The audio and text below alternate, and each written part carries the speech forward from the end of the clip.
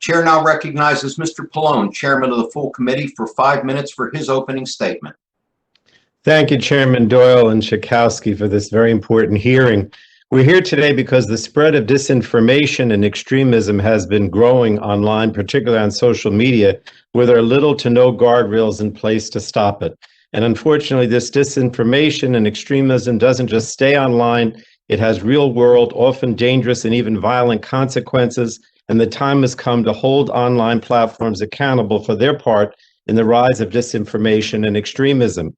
According to a survey conducted by Pew earlier this month, 30% of Americans are still hesitant or simply do not want to take the COVID-19 vaccine. On January 6th, our nation's capital was violently attacked. This month, Homeland Security Secretary Mayorkas identified domestic violent extremism as the greatest threat to the United States, and crimes against Asian Americans have risen by nearly 150% since the beginning of the COVID-19 pandemic. Each of these controversies and crimes have been accelerated and amplified on social media platforms through misinformation campaigns, the spread of hate speech, and the proliferation of conspiracy theories. 5 years ago, during the 2016 presidential elections, Facebook, Google, and Twitter were warned about but simply ignored their platform's role in spreading disinformation. And since then, the warnings have continued, but the problem has only gotten worse. Only after public outrage and pressure did these companies make inadequate attempts to appease critics and lawmakers. But despite the public rebuke, Wall Street continued to reward the company's strategies to promote misinformation and disinformation by driving their stock prices even higher. And now, despite repeated promises to seriously tackle this crisis, Facebook, Google, and Twitter instead routinely make minor changes to their policies in response to the public relations crisis of the day, and they will change some underlying internal policy that may or may not be related to the problem, but that's it. The underlying problem remains. So, Mr. Chairman, it is now painfully clear that neither the market nor public pressure will force these social media companies to take the aggressive action they need to take to eliminate disinformation and extremism from their platforms. And therefore, it's time for Congress and this committee to legislate and realign these companies' incentives. Today, our laws give these companies and their leaders a blank check to do nothing. Rather than limit the spread of disinformation, Facebook, Google, and Twitter have created business models that exploit the human's brain preference for divisive content to get Americans hooked on their platforms at the expense of the public interest. And it isn't just that social media companies are allowing disinformation to spread, it's that in many cases they're actively amplifying and spreading it themselves. And fines, to the extent they're levied at all, have simply become the cost of doing business. The dirty truth is that they are relying on algorithms to purposely promote conspiratorial, divisive, or extremist content so that they can take more money and add dollars. And this is because the more outrageous and extremist the content, the more engagement and views these companies get from their users, and more views equals more money, Mr. Chairman. That's what it's all about, more money. It's crucial to understand that these companies aren't just mere bystanders. They're playing an active role in the meteoric rise of disinformation and extremism because they make money on it. So when a company is actually promoting this harmful content, I question whether existing liability protections should apply. Members on this committee have suggested legislative solutions and introduced bills. The committee is going to consider all these options so that we can finally align the interests of these companies with the interests of the public and hold the platforms and their CEOs accountable when they stray. That's why you're here today, Mr. Zuckerberg, Mr. Puchai, and Mr. Dorsey. You failed to meaningfully change after your platforms played a role in fomenting insurrection, in abetting the spread of the virus, and trampling American civil liberties. And while it may be true that some bad actors will shout fire in a crowded theater by promoting harmful content, your platforms are handing them a megaphone to be heard in every theater across the country and the world. Your business model itself has become the problem, and the time for self-regulation is over. It's time we legislate to hold you accountable. That's what we're going to do. And I want to thank you, Mr. Chairman, Mr. Doyle, and Ms. Schakowsky, because I know that you're very serious about moving forward on legislation, which we will do. I promise everyone. Thank you, and I yield back. Gentleman yields back. The chair now recognizes Ms. Rogers, the ranking member of the full committee, for 5 minutes for her opening statement. Thank you, Mr. Chairman. 10 years ago, when I joined big tech platforms, I thought they would be a force for good. I thought that they would help us build relationships and promote transparency in Congress. I can testify today, I was wrong. That is not what has transpired. You have broken my trust. Yes, because you failed to promote the battle of ideas and free speech. Yes, because you censor political viewpoints you disagree with. Those polarizing actions matter for democracy. But do you know what convinced me big tech is a destructive force? It's how you've abused your power to manipulate and harm our children. Your platforms are my biggest fear as a parent. I'm a mom of 3 school-aged kids, and my husband and I are fighting the big tech battles in our household every day. It's a battle for their development, a battle for their mental health, and ultimately, a battle for their safety. I've monitored your algorithms. I've monitored where your algorithms lead them. It's frightening. And I know that I'm not alone. After multiple teenage suicides in my community, I reached out to our schools and we started asking questions. What's going on with our kids? What's making them feel so alone, so empty, and in despair? And this is what I heard over and over again from parents, pediatricians, school administrators, and teachers. They're all raising the alarm about social media. A day doesn't go by that I don't talk to friends and other parents who tell me their 14-year-old is depressed. She used to love soccer. Now they can't get her to do anything. She never gets off her device or leaves her room. I think about a mom who told me she can't leave her daughter alone ever because she harms herself. For the family who's recovering after almost losing their daughter to a predator she met online. These stories are not unique to me or Eastern Washington. I recently heard of a young college student who has lost 9 friends to suicide. This is unimaginable. The science on social media is becoming clearer. Between 2011 and 2018, rates of depression, self-harm, suicides, and suicide attempts exploded among American teens. During that time, rates of teen depression increased more than 60%, with a larger increase among young girls. Between 2009 and 15, emergency room admissions for self-harm among 10 to 14-year-olds tripled, and suicide substantially increased.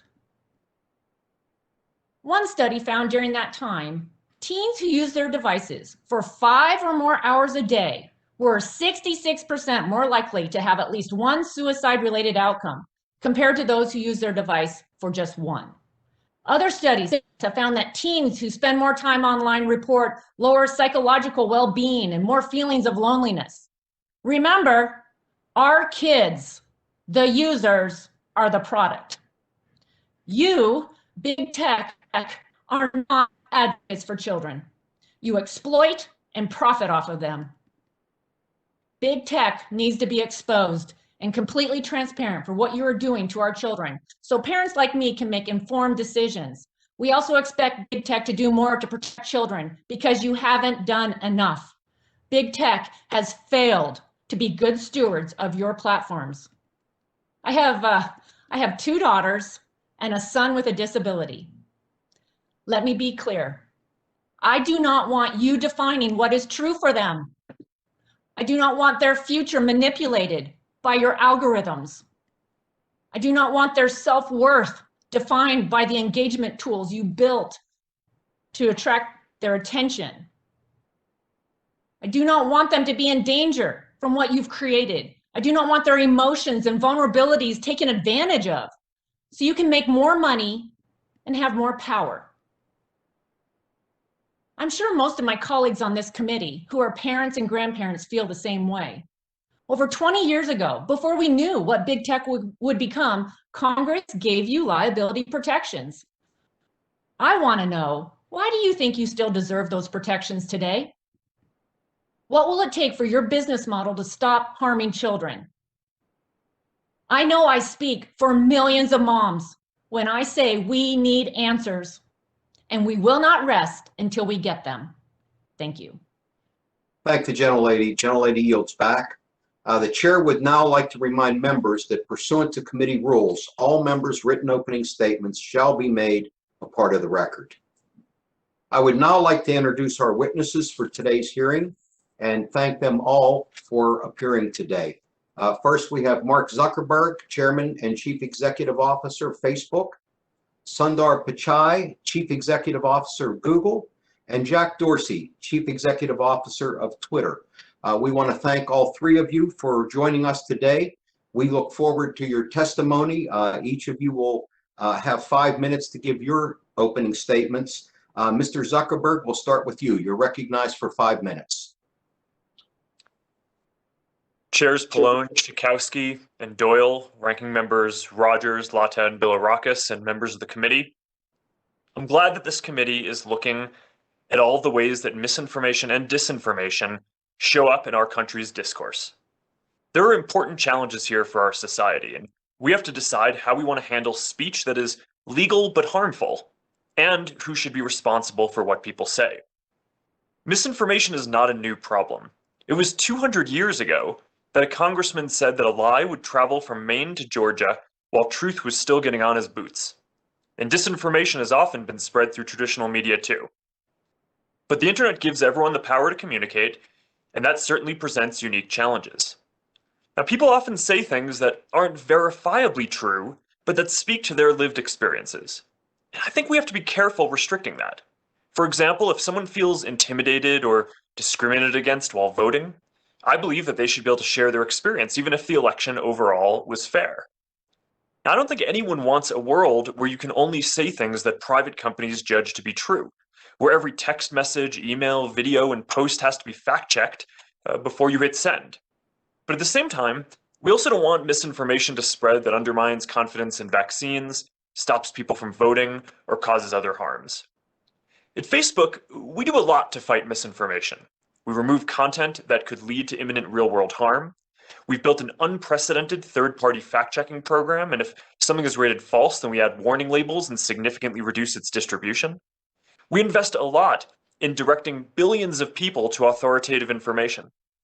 The system isn't perfect, but it's the best approach that we've found to address misinformation in line with our country's values. It's not possible to catch every piece of harmful content without infringing on people's freedoms in a way that I don't think that we'd be comfortable with as a society. Our approach was tested in 2020 when we took extraordinary steps during an extraordinary election. We removed voting misinformation, banned hundreds of militias and conspiracy networks, including QAnon, labeled posts that prematurely or wrongly declared victory, and directed people to official results. We labeled over 180 million posts. We directed 140 million people to our official voting information center, and we helped 4.5 million people register to vote. We did our part to secure the integrity of the election. And then, on January 6th, President Trump gave a speech rejecting the results and calling on people to fight. The attack on the Capitol was an outrage, and I want to express my sympathy to all of the members, staff, and Capitol workers who had to live through this disgraceful moment in our history. And I want to express my gratitude to the Capitol Police who were on the front lines in defense of our democracy. Now, I believe that the former president should be responsible for his words, and that the people who broke the law should be responsible for their actions. So that leaves the question of the broader information ecosystem. And I can't speak for everyone else, the TV channels, radio stations, news outlets, websites, and other apps, but I can tell you what we did. Before January 6th, we worked with law enforcement to identify and address threats. During and after the attack, we provided extensive support in identifying the insurrectionists and removed posts supporting violence. We didn't catch everything, but we made our services inhospitable to those who might do harm. And when we feared that he would incite further violence, we suspended the former president's account. Now, many people are concerned that platforms can ban elected leaders. I am too. I don't think that private companies should make so many decisions like this alone. We need an accountable process, which is why we created an independent oversight board that can overrule our decisions, and we need democratically agreed rules for the internet. The reality is our country is deeply divided right now, and that isn't something that tech companies alone can fix. We all have a part to play in helping to turn things around, and I think that starts with taking a hard look at how we got here. Now, some people say that the problem is that social networks are polarizing us, but that's not at all clear from the evidence or research. Polarization was rising in America long before social networks were even invented, and it's falling or stable in many other countries where social networks are popular. Others claim that algorithms feed us content that makes us angry because it's good for business, but that's not accurate either. I believe that the division we see today is primarily the result of a political and media environment that drives Americans apart. And we need to reckon with that if we're going to make progress. Now, I know that technology can help bring people together. We see it every day on our platforms. Facebook is successful because people have a deep desire to connect and share, not to stand apart and fight. And we believe that connectivity and togetherness are more powerful ideals than division and discord, and that technology can be part of the solution to the challenges our society is facing. And we are ready to work with you to move beyond hearings and get started on real reform. Thank you. Thank you, Mr. Zuckerberg. Now, Mr. Pichai, you are now recognized for 5 minutes.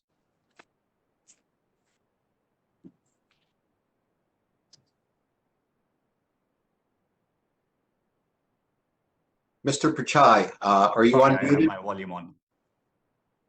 Chairman Doyle, Ranking Member Latta, Chairwoman Shakowski, Ranking Member Bilirakis, Full Committee Chair Pallone, and Full Committee Ranking Member McMorris-Rogers, and members of the committee.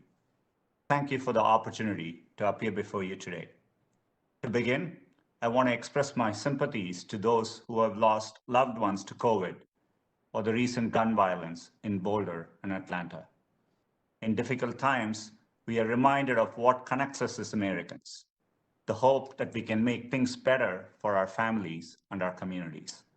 And we at Google are committed to that work. I joined Google because I believe the internet was the best way to bring the benefits of technology to more people. Over the past 3 decades, we have seen how it's inspired the best in society by expanding knowledge, powering businesses, and providing opportunities for discovery and connection. I'm proud that anyone can turn to Google for help, whether they are looking for vaccine information, learning new skills on YouTube, or using digital tools to grow their businesses. In 2020, our products helped 2 million US businesses and publishers generate $426 billion in economic activity. We are energized by the opportunity to help people at scale and humbled by the responsibility that comes with it. Thousands of people at Google are focused on everything from cyber attacks to privacy to today's topic, misinformation. Our mission is to organize the world's information and make it universally accessible and useful. Core to that is providing trustworthy content and opportunities for free expression while combating misinformation. It's a big challenge without easy answers. 500 plus hours of video are uploaded to YouTube every minute, and approximately 15% of Google searches each day are new to us. 18 months ago, no one had heard of COVID-19. Sadly, coronavirus was the top trending search last year. Staying ahead of new challenges to keep users safe is a top priority. We saw the importance of that on January 6th, when a mob stormed the US Capitol. Google strongly condemns these violent attacks on our democracy and mourns the lives lost. In response, we raised up authoritative sources across our products. On YouTube, we removed live streams and videos that violated our incitement to violence policies and began issuing strikes to those in violation of our presidential elections policy. We removed apps from the Play Store for inciting violence and stopped ads referencing the 2020 election or the Capitol riots as part of our sensitive events policy. We were able to act quickly because we were prepared ahead of the 2020 elections. Our reminders of how to register and vote were viewed over 2 billion times. YouTube's election results information panels have been viewed more than 8 billion times. We also work to keep campaigns safe from cyber attacks and protect platforms from abuse. After the December 8th safe harbor deadline for states to certify elections, we removed content from YouTube that alleged widespread fraud changed the outcome of the election. This past year, we've also focused on providing quality information during the pandemic. Globally, we've committed over $550 million in ad grants for COVID-related PSAs to governments, health organizations, and nonprofits. On YouTube, our COVID information panels have been viewed over 400 billion times.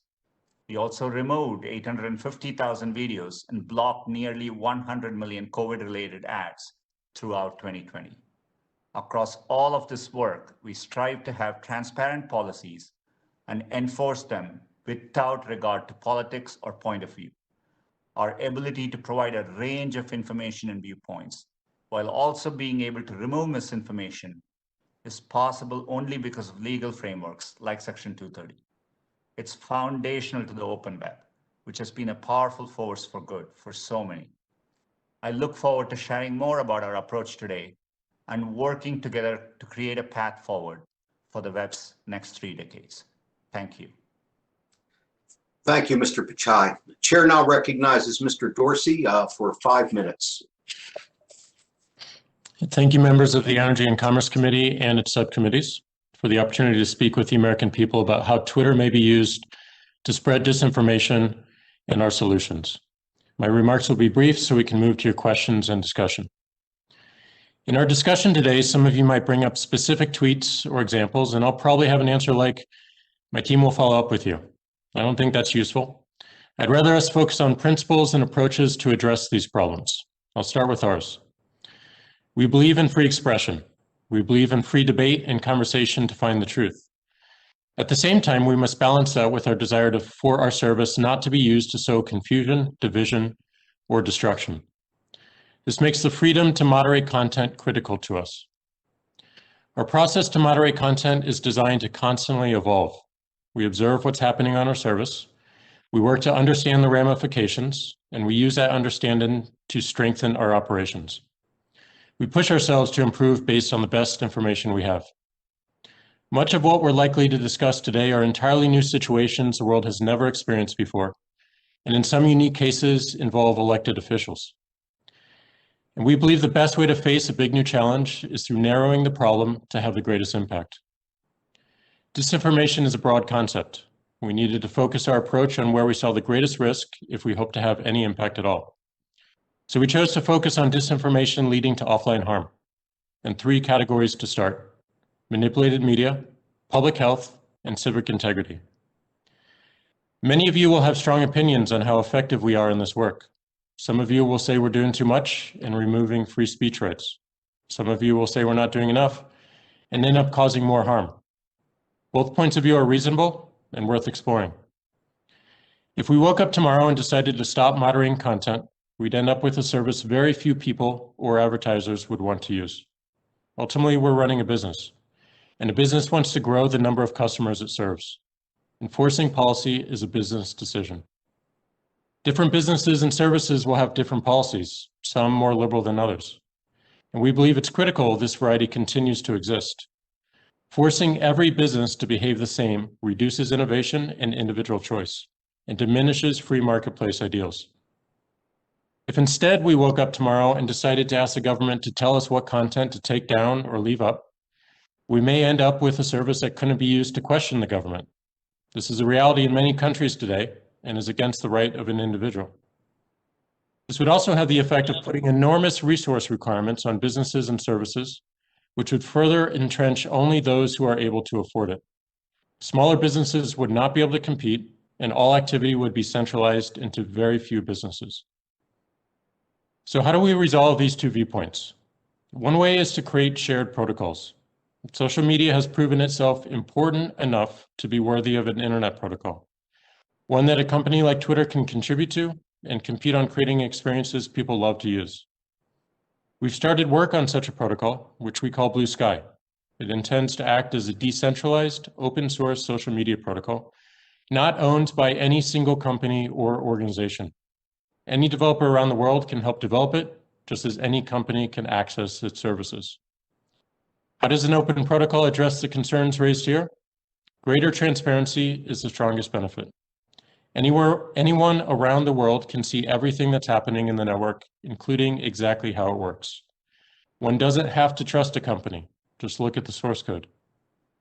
Second, since the base protocol is shared, it will increase innovation around business models, recommendation algorithms, and moderation controls, which are in the hands of individuals rather than private companies. This will allow people to experiment in a market-based approach. Finally, it will allow all of us to observe, acknowledge, and address any societal issues that arise much faster. Having more eyes on the problems will lead to more impactful solutions that can be built directly into this protocol, making the network far more secure and resilient. A decentralized open source protocol for social media is our vision and work for the long term. We continue the cycle mentioned earlier of constantly improving our approach to content moderation in the short term. I hope our discussion today will focus on more enduring solutions.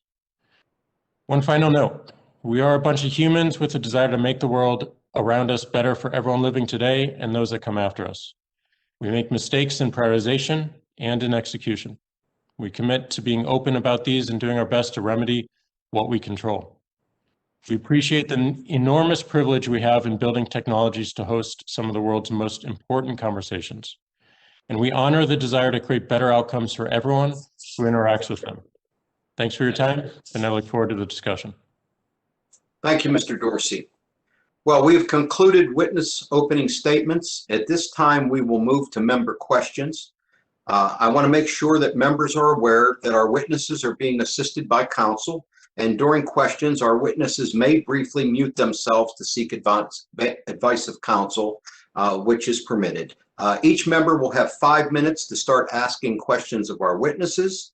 I ask everyone to please adhere to that 5-minute rule, as we have many people that want to ask questions. I will start by recognizing myself for 5 minutes. Mr. Chairman, point of order. Gentlemen, who's speaking? Jeff Duncan, point of order. Yes, sir. If the witnesses are advised by counsel and we're not swearing them in, why would they need counsel? In previous hearings, we've always permitted witnesses to have counsel. Sometimes you'll see them at a hearing just leaning back and talking to their counsel before a question. But it's allowed under our rules. And I just wanted to make members aware that they may mute themselves while that's going on. They should be sworn in, but I yield back. Thank you. Thank you. Okay. Gentlemen, my time is short, and I ask that you make your responses as brief and to the point as possible. If I ask you a yes or no question, I'm just looking for a yes or no, so please respond appropriately. I want to start by asking all three of you if your platform bears some responsibility for disseminating disinformation related to the election and the Stop the Steal movement that led to the attack on the Capitol. Just a yes or no answer. Mr. Zuckerberg. Chairman, I think our responsibility is to build systems that can help. Mr. Zuckerberg, I just want a yes or no answer, okay? Yes or no, do you bear some responsibility for what happened? Congressman, our responsibility is to make sure that we build effective systems to help fight the spread of this. Is not to answer the question. Mr. Pichai, yes or no? We always feel a deep sense of responsibility, but I think we worked hard. This election effort was one of our most substantive efforts. Is that a yes or a no? Congressman, it's a complex question. Okay, we'll move on. Mr. Dorsey. Yes, but you also have to take into consideration a broader ecosystem. It's not just about the technology platforms we use. Thank you.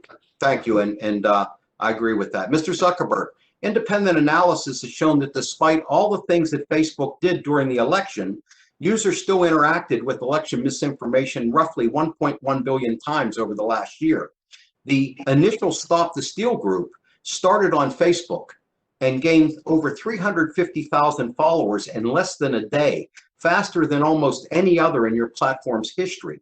And they were immediately calling for violence. In mid-December, you stopped promoting high-quality news outlets for election content at a time when the disinformation was at its height. And finally, the FBI has released numerous documents showing that many of the insurrectionists used Facebook to coordinate and plan the attack on January 6th. So my question is, how is it possible for you not to at least admit that Facebook played a central role or a leading role in facilitating the recruitment, planning, and execution of the attack on the Capitol?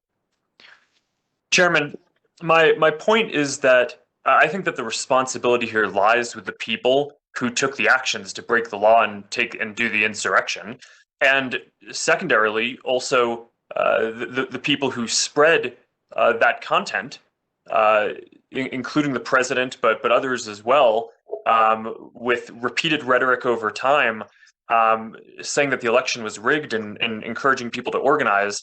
I think that those people bear the primary responsibility as well, and that was the point that I was making. I understand that, but your platforms supercharged that.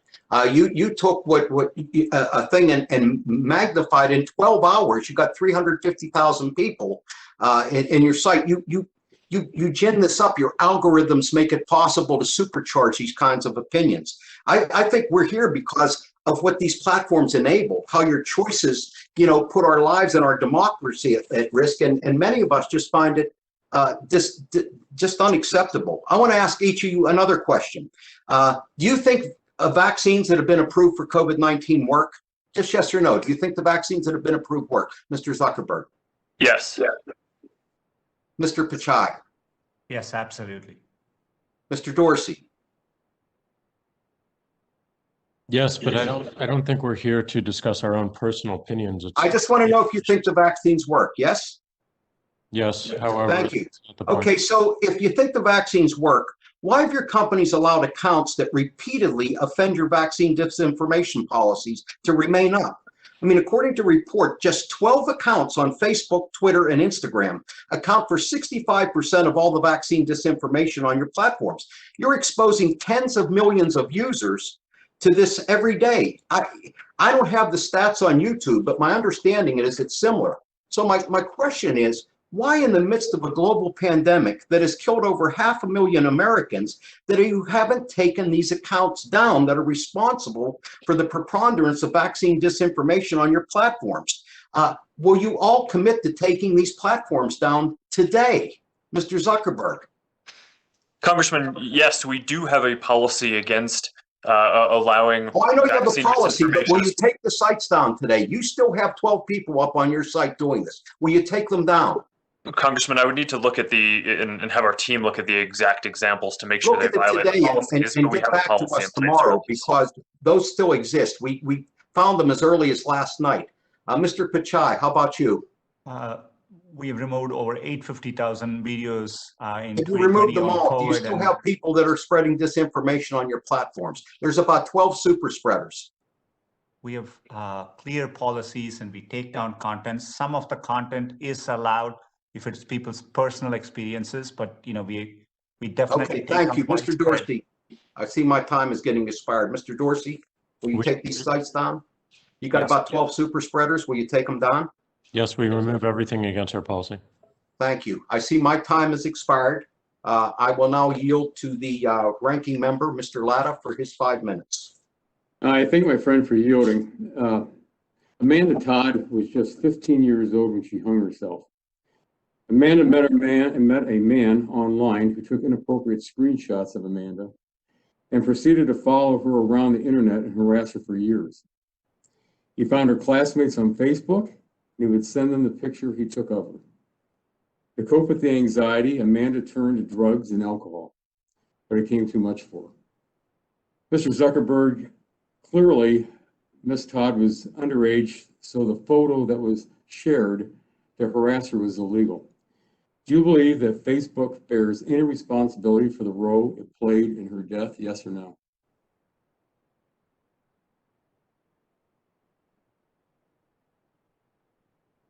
Sorry, I was muted.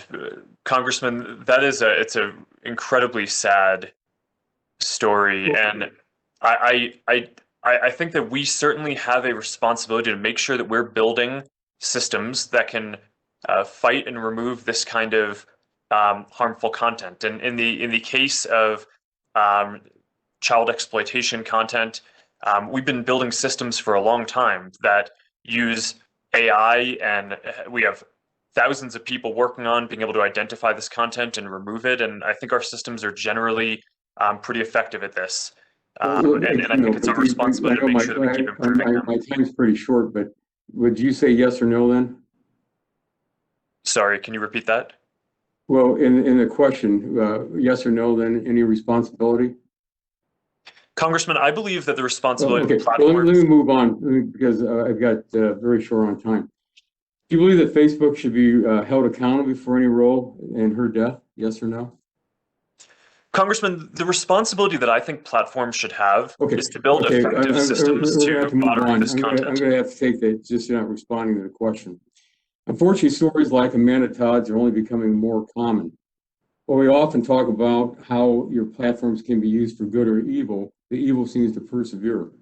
Mr. Zuckerberg, you've publicly stated that you support thoughtful changes to Section 230 to ensure that tech companies are held accountable for certain actions that happen on their platforms, such as child exploitation.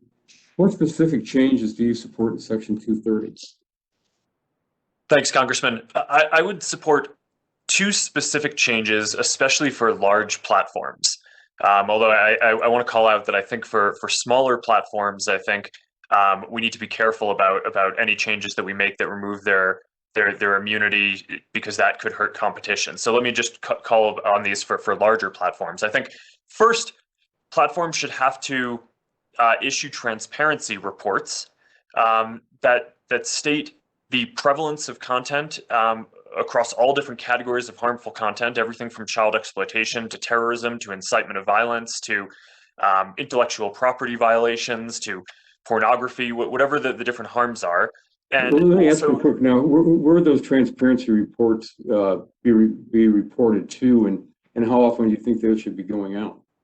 well, Congressman, as a model, Facebook has been doing something to this effect for every quarter, right, where we report on the prevalence of each category of harmful content and how effective our systems are at identifying that content and removing it in advance. And I think the companies should be held accountable for having effective systems to do that broadly. The second change that I would propose is creating accountability for the large platforms to have effective systems in place to moderate and remove clearly illegal content. So things like sex trafficking or child exploitation or terrorist content. And I think it would be reasonable to condition immunity for the larger platforms on having a generally effective system in place to moderate clearly illegal types of content. Let me interrupt real quickly. I'm running really short on time because I know in your testimony you're talking about that you say that platforms should not be held liable if a particular piece of content evades its detection. So again, that's one of the areas when you're talking about the transparency and also the accountability I'd like to follow up on. I have to go on real quick. Mr. Chai, yes or no, do you agree with Mr. Zuckerberg's changes to Section 230? There are definitely good proposals around transparency and accountability, which I've seen in various legislative proposals as well, which I think are important principles, and we would certainly welcome legislative approaches in that area. Okay, Mr. Dorsey, do you agree with Mr. Zuckerberg, yes or no? On the changes on 230? I think the ideas around transparency are good. I think it's going to be very hard to determine what's a large platform and a small platform, and it may incentivize the wrong things. Okay, gentlemen's time has expired. Thank you very much. My time has expired, and I yield back. Chair now recognizes Chair Schakowsky, Chair of the Subcommittee on Consumer Protection and Commerce, for 5 minutes. Thank you so much. Mr. Zuckerberg, immediately after the Capitol insurgency, Sheryl Sandberg did an interview in which she insisted that the siege was largely planned on smaller platforms, but court filings actually show something quite the opposite, that the Proud Boys and Oath Keepers used Facebook to coordinate in real time during the siege. And so my question for you is, will you admit today that Facebook groups in particular played a role in fomenting the extremism that we saw and that led to the Capitol siege? Congresswoman, thanks for the question on this. In the comment that Cheryl made, what I believe that we were trying to say was, and what I stand behind, is what was widely reported at the time, that after January 6th. You know, I'm sorry to interrupt, as many of my colleagues have had to do, because we only have 5 minutes. But would you say that, and would you admit that Facebook played a role? Congresswoman, I think certainly there was content on our services, and from that perspective, I think that there's further work that we need to do to make our services and moderation more effective. I hear that. Okay, I'm going to ask Mr. Pichai a question. Many companies have used Section 230 as a shield to escape consumer protection laws. And I have a bill that would actually not protect companies that do that. And so, Mr. Pichai, would you agree that that would be a proper use to not allow liability protection for those who violate consumer protection laws? Congresswoman, consumer protection laws are very important in many areas, like we comply with COPPA and HIPAA. I think the right approach is to have legislation in applicable areas and have us. Okay, I'm going to have to interrupt again. Is that a yes? That if a law has been broken, a consumer protection law, that there would not be liability protection under Section 230 for you? We rely on the liability protections to actually take strong action in particularly new types of content. When the Christchurch shooting happens, within a few minutes, our teams have to make decisions about the content to take down. That certainty is what we rely on. But I agree with you that we should have strong consumer protection laws and be subject to it, and have agencies like the FTC have clear oversight over those laws and how we comply with them. Let me just ask a real yes or thank you, a real yes or no quickly. Do you think that when you take money to run advertisements that promote disinformation, that you are exempt from liability? Yes or no? Yes or no? Section 230. Mr. Zuckerberg, yes or no? Congresswoman, I don't know the legal answer to that, but we don't allow misinformation in our ads. And any ad that's been fact-checked as false, we don't allow to run as an ad. Okay, and Mr. Dorsey? Again, I also would need to review the legal precedent for it, but we would not allow that. Okay, and Mr. Pichai?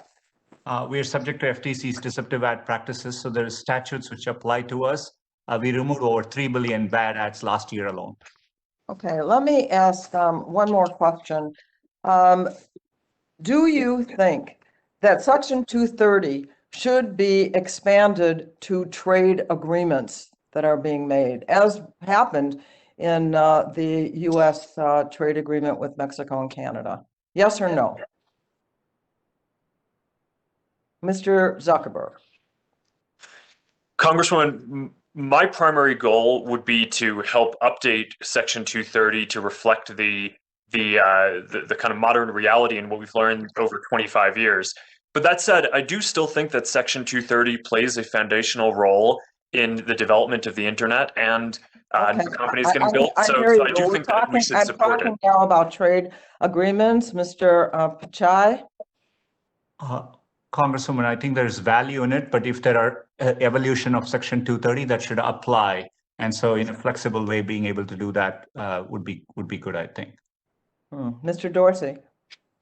I don't fully understand the ramifications of what you're suggesting, so we have to review that. To have a liability shield that would be international. and ratified in trade agreements, and I think it's a bad idea. Okay, gentlelady's time has expired. Thank you. I yield back. The chair now recognizes Mr. Bilirakis, subcommittee on, ranking member of the Subcommittee on Consumer Protection and Commerce, for 5 minutes. Thank you, Mr. Chairman. Appreciate it. Mr. Dorsey, you have heard briefly about what I'm hearing from, again, in my district, my opening remarks, you've heard them. The other key part with these stories that we're hearing when we conduct these surveys is how we empower law enforcement. In a hearing last year, we received testimony that since 2016, Twitter has intentionally curtailed sharing threat data with law enforcement fusion centers. Here's the question. You're well aware that on Twitter and Periscope, the traffic has increased from bad actors seeking to groom children for molestation, lure females into sex trafficking, sell illegal drugs, incite violence, and even threaten to murder police officers. Are you willing to reinstate this cooperation, retain evidence, and provide law enforcement the tools to protect our most vulnerable? Yes or no? Well, first, child sexual exploitation has no place on our platform, and I don't believe that's true. We work with local law enforcement regularly. So you're saying that this is not true? What I'm telling you. Are you willing to reinstate? In other words, it's not going on now. Reinstate this cooperation with law enforcement to retain evidence and provide law enforcement the tools to protect our most vulnerable. We would love to work with you in more detail on what you're seeing, but we work with law enforcement regularly. We have a strong partnership.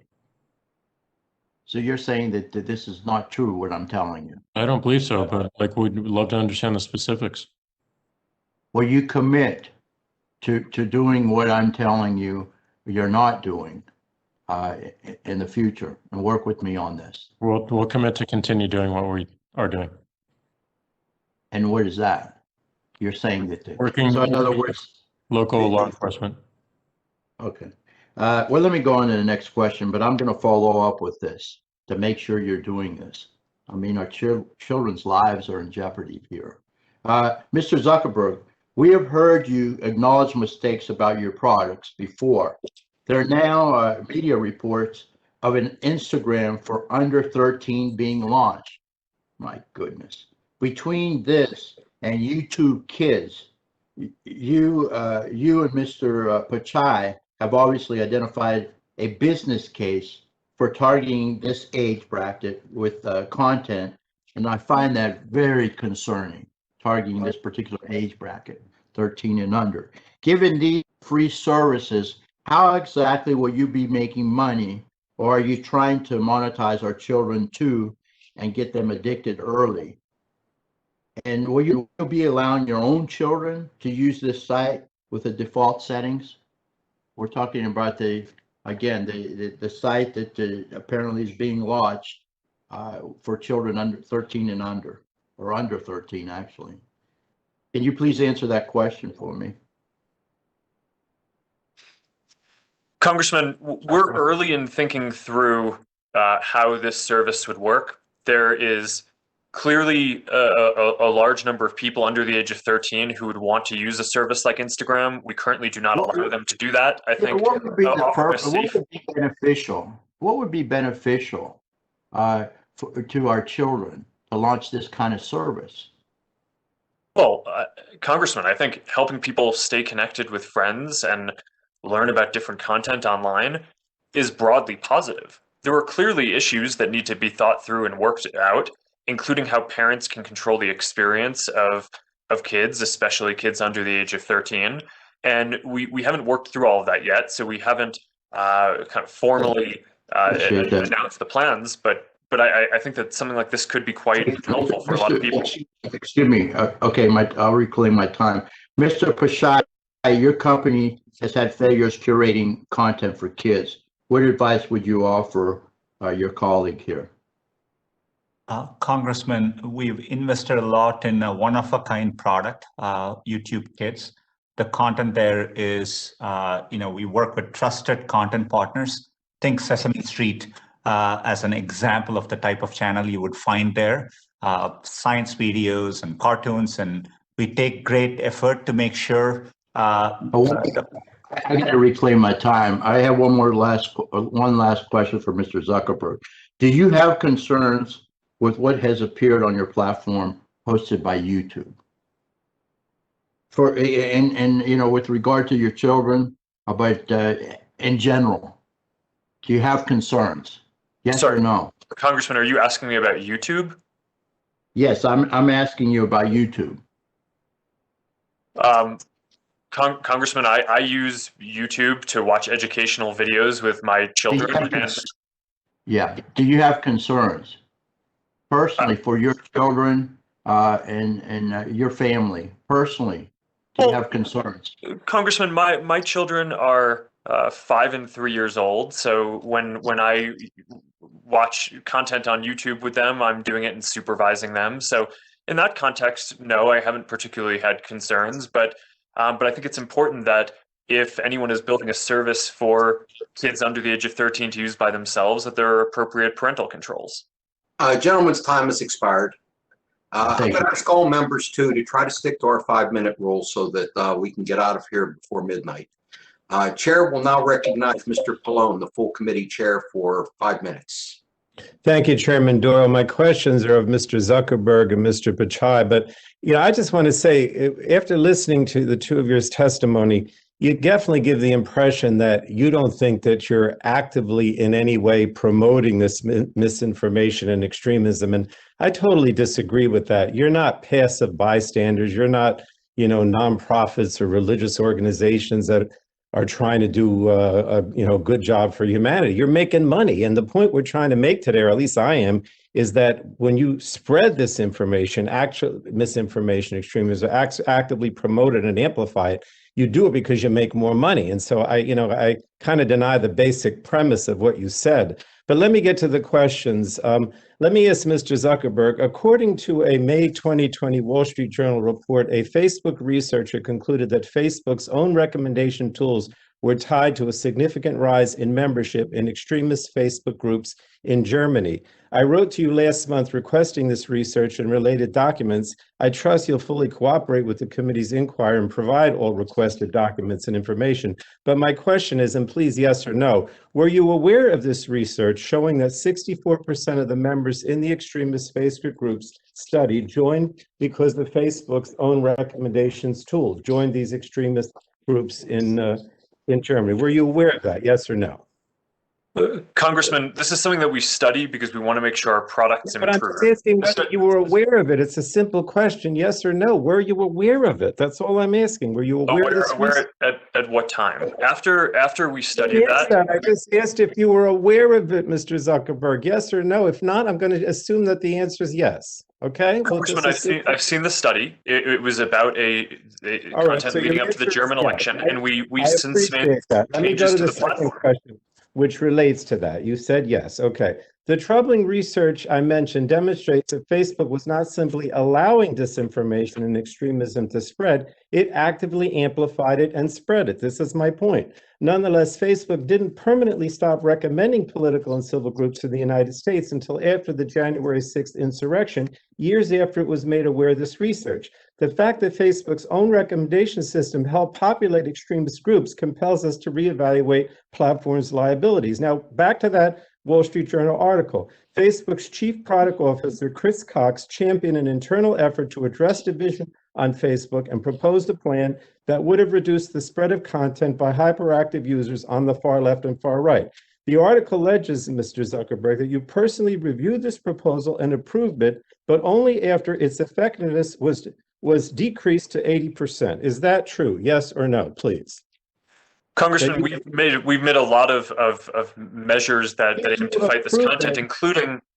Did you approve after its effectiveness was decreased to 80%? Yes or no? Congressman, I can't speak to that specific example, but we've put in place a lot of different measures, and in the aggregate, I think that they're effective, including. Did you review the proposal and approve it?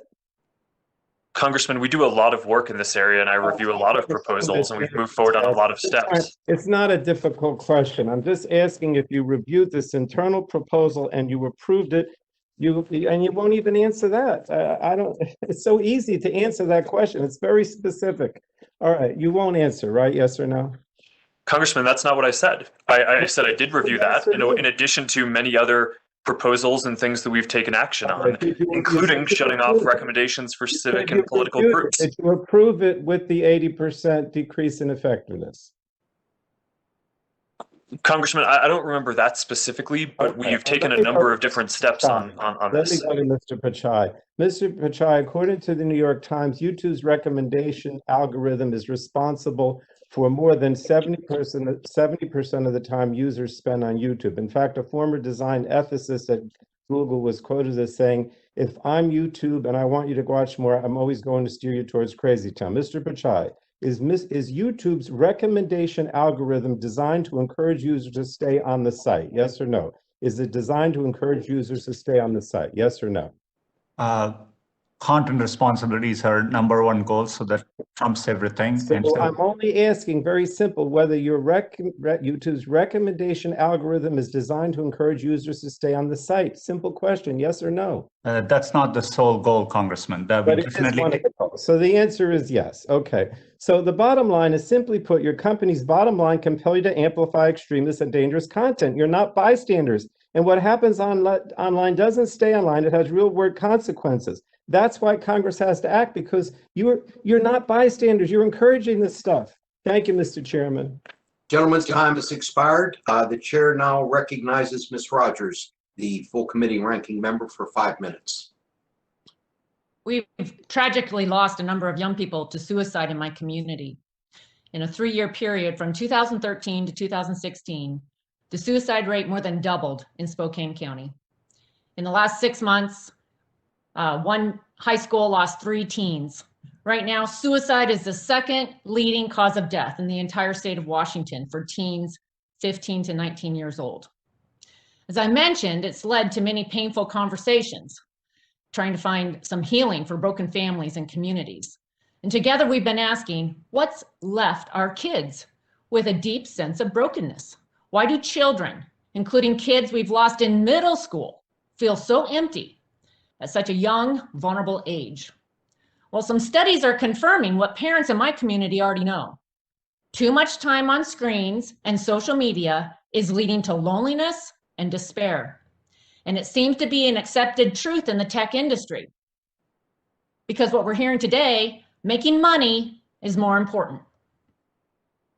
Bill Gates put a cap on screen time for his daughter. Steve Jobs once said in a quote, "We limit how much technology our kids use at home." Mr. Zuckerberg, you've also said that your kids, or you don't want your kids sitting in front of screens passively consuming content. So Mr. Zuckerberg, yes or no, do you agree too much time in front of screens passively consuming content is harmful to children's mental health? Congresswoman, the research that I've seen on this suggests that if people are using computers and social apps— Could you answer yes or no? I'm sorry, could you use yes or no? I don't think that the research is conclusive on that, but I can summarize what I've learned if that's helpful. I'll follow up at a later time, because I do know that Facebook has acknowledged that passive consumption on your platform is leading to people feeling worse. And you've said that going from video to video is not positive, yet Facebook is designed to keep people scrolling. Instagram is designed to get users to go from video to video. So I would like to ask you, if you've said earlier that you don't want kids sitting in front of the screens passively consuming content and your products are designed to increase screen time, do you currently have any limitations on your own kids' use of your products, or how do you think that will change as they get older?